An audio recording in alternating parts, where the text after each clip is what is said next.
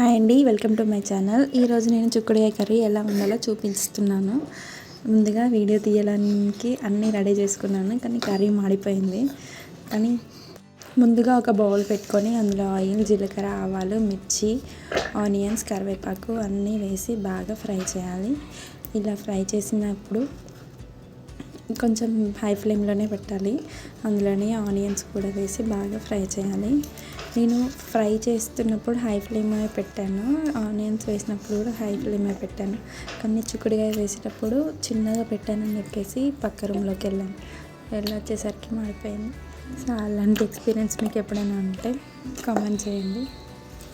ఇలా ఆనియన్స్ మంచిగా ఫ్రై అయ్యాక కొంచెం పసుపు కూడా యాడ్ చేయండి.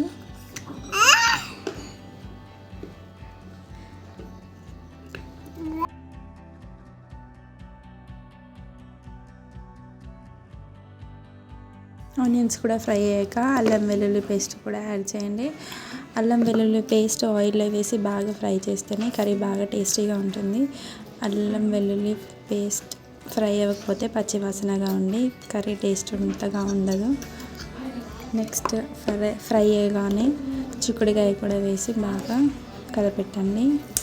ఫ్లేమ్ ఇక్కడే నేను హై ఫ్లేమ్ పెట్టాను, అందుకని కర్రీ అలా అయింది.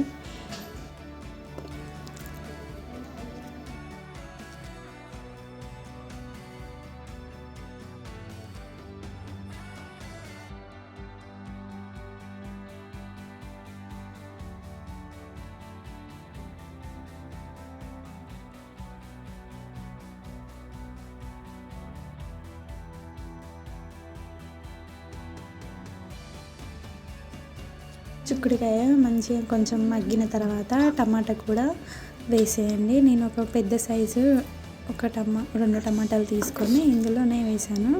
రెండు కలిపి కుక్ చేశాను.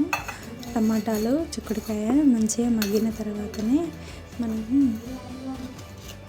సాల్ట్ ఇక్కడ నేను రాక్ సాల్ట్ వాడాను, మీరేం సాల్ట్ వాడతారో కామెంట్ చేయండి. ఇక్కడ నేను జీలకర్ర, వెల్లిపాయ కూడా కొంచెం వేసుకున్నాను, టేస్ట్ బాగుంటుంది.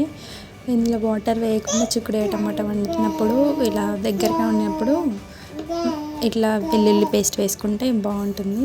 నా కర్రీ ఇలా వచ్చింది. నేను వేరే బౌల్కి తీసుకున్నాను.